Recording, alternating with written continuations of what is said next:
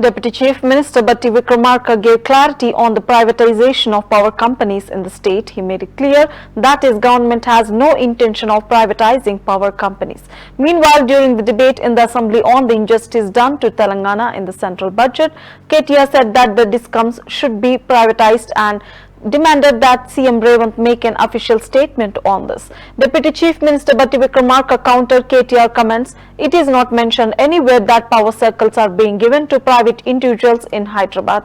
KTR was asked how he could hold something written in newspapers and speak in the assembly. He said that BRS are not people who do whatever they want, but he got fired saying that KTR is misleading the state along with the assembly.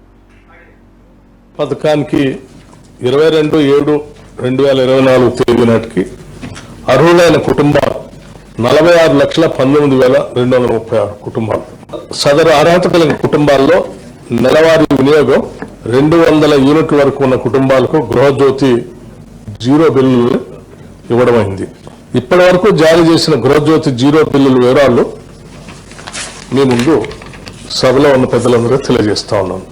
Discount ద్వారా మార్చి 24 33,86,507, April 24 నాటికి 32,52,794, అట్లాగే మే 24 2024 31,49,563, June 2024 39,30,805, July 2024 42,13,761, మొత్తంగా 1,79,33,430 మందికి ఇప్పటికి zero బిల్లులు ఇవ్వడం జరిగింది. 2024-2025 ఆర్థిక సంవత్సరానికి ఓట్ ఆన్ అకౌంట్ ప్రకారం బడ్జెట్ ప్రకారం గృహజ్యోతి అమలు కోసం 2,418 కోట్లను కేటాయించడమైంది. గృహజ్యోతి బిల్లులు గాను డిస్కౌంట్ చెల్లించిన నెలవారీ గృహజ్యోతి సబ్సిడీని ఈ క్రింది విధంగా చూపడమైంది. అంటే ఉదాహరణకి చాలా మంది గృహజ్యోతి బిల్లులు జీరో బిల్లులు సంబంధించి డిస్కౌంట్ల దగ్గర గత ప్రభుత్వాలలాగా ఉచితంగా ఇవ్వండి, మేము మాత్రం డబ్బులు కట్టమని చెప్పే విధంగా కాకుండా మీరు ఉచితంగా ఇవ్వండి, ఆ ప్రజలకు కట్టాల్సిన డబ్బుల్ని ప్రభుత్వ పరంగా మేము మీకు చెల్లిస్తామని చెప్పి నెల వారికి చెల్లిస్తా ఉన్నాం.